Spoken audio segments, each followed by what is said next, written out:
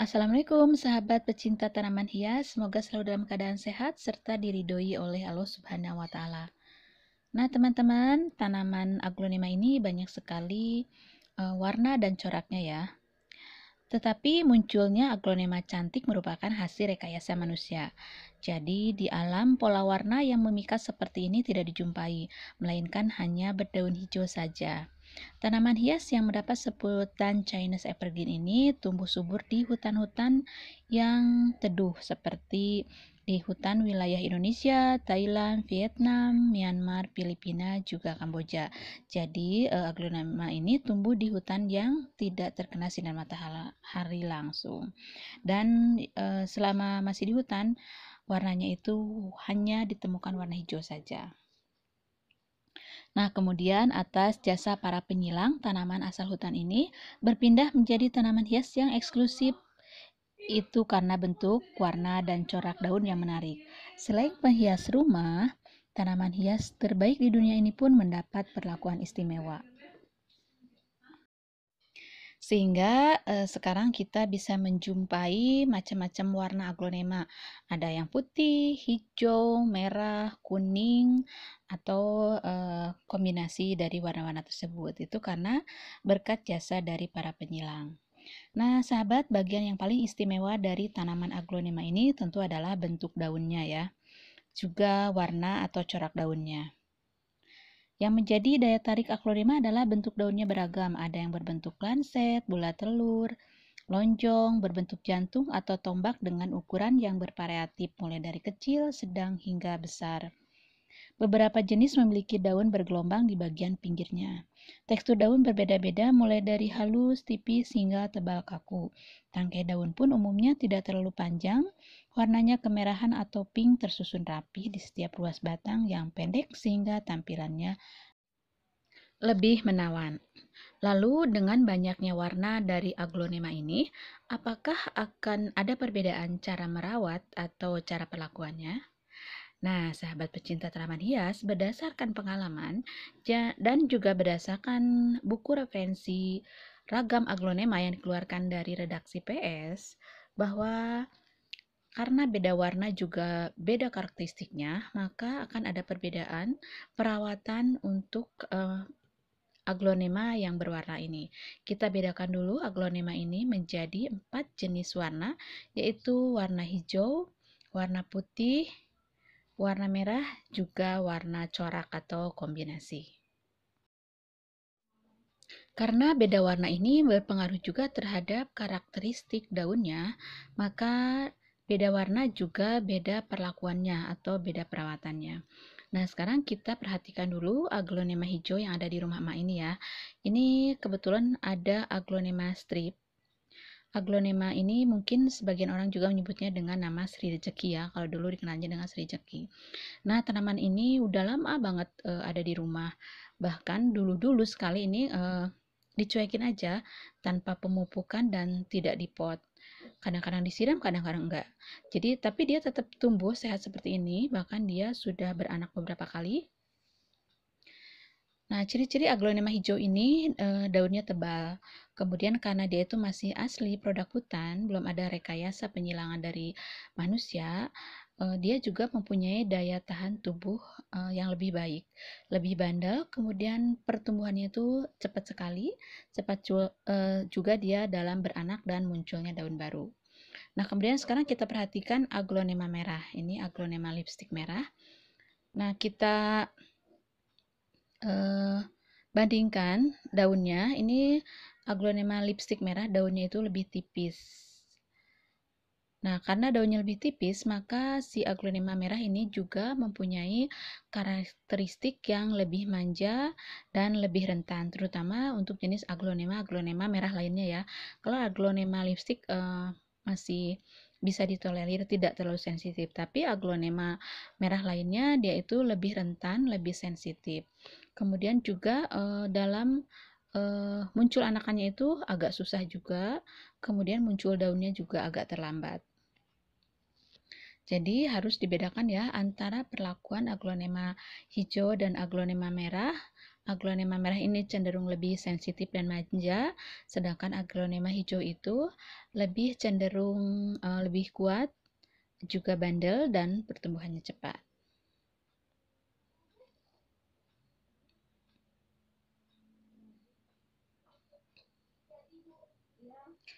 Nah, selain ada aglonema hijau dan aglonema merah, ada juga aglonema corak. Nah, aglonema corak juga ini merupakan hasil penyilangan ya. Di sini ada contoh aglonema Donna Carmen dan aglonema Big Roy. Nah, karena ini hasil penyilangan, maka sifat dari aglonema corak ini juga merupakan kombinasi dari sifat aglonema hijau dan aglonema merah. Jadi, mungkin bisa kita sebut sedang-sedang saja. Dia tidak terlalu kuat, juga tidak terlalu rentan. Dan cukup cepat ya, atau di antara keduanya tumbuhnya daun baru. Ini kebetulan Big Roy yang di rumah Mama itu termasuk cepat karena dua-duanya sudah ada tumbuh daun baru.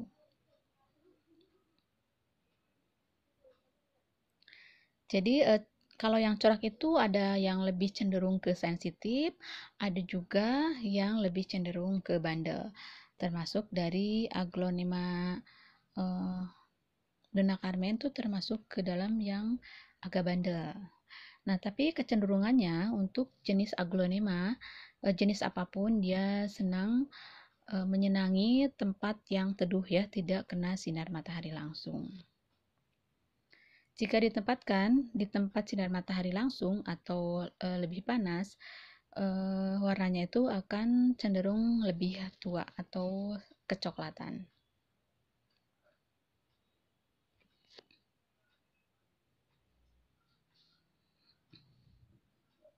Nah, kemudian selain ada aglonema corak, juga yang terakhir ada aglonema putih. Nah, seperti ini ada aglonema putih atau disebut juga dengan snow white.